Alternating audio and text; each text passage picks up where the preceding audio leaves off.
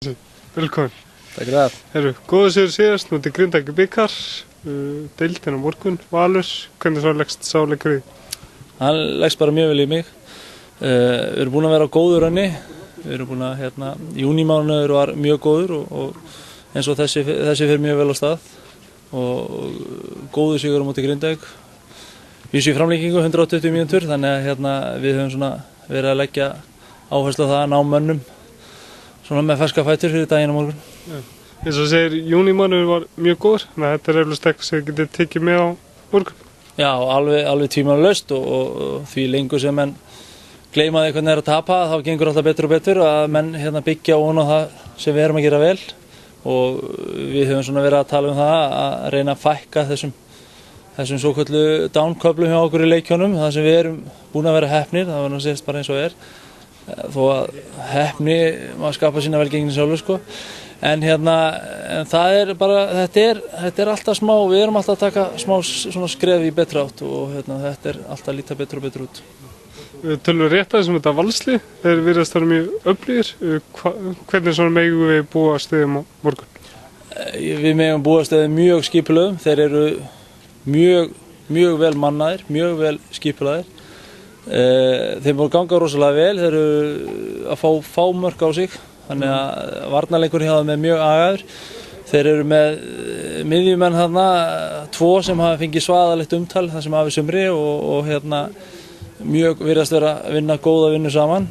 Það hefur eitthvað verið að fylgja þeim, hvort það sé í þessum heimi eða öðrum, veit ég ekki, en það virðist allt vera svona, þó þeir sé ekki spila vel að þá eru þeir að ná úrslitum, þannig að þetta er mjög sterkt lið sem er að mæta hérna morgun. Ef við tölum aðeins okkur, eru leikur á móti Grindavík 120 mínútur, eru allir heilir? Já, það eru svona, menn eru með smá högg og eymsli hér og þar, en ég held að menn verði flesti búin að hrista þau nokkurn veginn alveg af sér fyrir morgundaginn og það hefur svona, tíminn hefur farið í það fram að þessum leik. Og svona þínum að hver svona er lykillinn á morgun? Lykillinn á morgun alltaf er að skora fleiri mörk en andstæðingurinn, þá stendur maður yfirleitt uppi sem sigurvegari og það verður bara lagt áherslu á það og eins og við leggjum mikla áherslu að Dóri fá ekki 4. gula spjaldi á bekkinn þar sem hafi sumrið, þannig að þetta tvennt verður ofan á morgun. Takk hérlega fyrir, Rækó, velkomin. Takk. Herru, góðu sigur síðast á móti Grindavík, hvernig er svona stemningin í hópnum? Hann er bara mjög góður, eins og búin að vera alltaf, hann er bara mjög gott. Það er erfiður leikur á morgun á móti Val, hvernig svona leggst sá leikur í því? Já, bara mjög gott, erfiður leikur á morgun eins og voru nokkri síðast og eins og finnst mér við erum að spila betra mútið svona lið sem er í efri hlutanum og erfiður leikur á morgun en lofa góðu. Ja.